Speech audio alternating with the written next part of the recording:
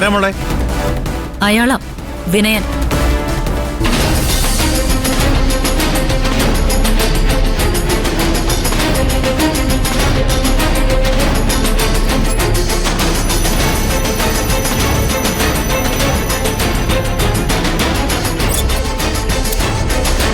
അച്ഛാ, ദയ.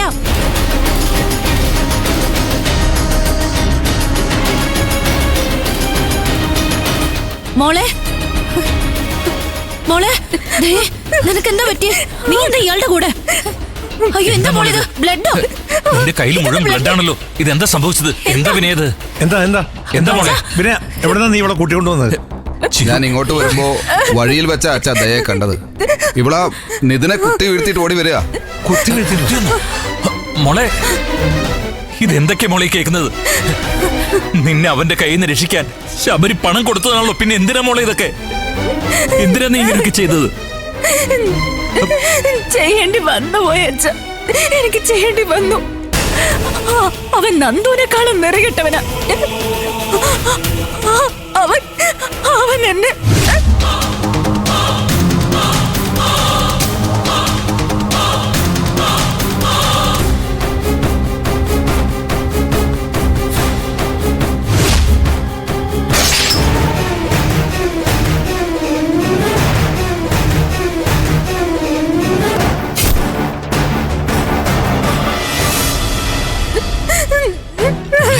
മോളെ,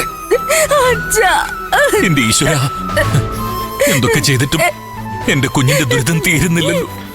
വിനയ, മറ്റേ അവന്റെ അവസ്ഥ എന്താ? ഒന്നും അറിയില്ല സാർ. ദയ പോലീസ് സ്റ്റേഷനിലേക്ക് പോകുമ്പോഴാണ് ഞാൻ കണ്ടത്. അത് അപകടമല്ലോ എന്നോർത്ത് ഞാൻ നേരെ ഇങ്ങോട്ട് കൂട്ടിക്കൊണ്ട് വരുമായിരുന്നു. അത് നന്നായി. ശരി, ദയക്ക് കുടിക്കാൻ എന്തെങ്കിലും എടുക്കാം. അണ്ണാ, അവളെ അകത്തേക്ക് കൊണ്ടു. ശരി, വാ മോളെ, വാ മോളെ, വാ.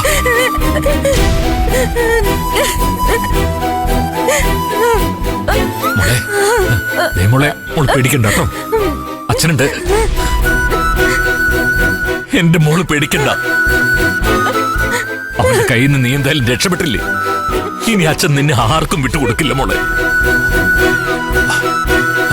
നീ ആദ്യം വെള്ളം കുടിക്ക. ഇപ്പതാ മോളെ, മോളുടെ അടുത്ത് എല്ലാരും ഉണ്ട്. ദാസങ്ങളുണ്ട്, ഇതാ ചീരുണ്ട്, പിന്നെ ദാ അച്ഛനുണ്ടല്ലോ. എല്ലാരും ഉണ്ട് മോളെ. മോള് പേടിക്കണ്ട, ഒന്നുകൊണ്ട് പേടിക്കണ്ട. കുടിക്കേ.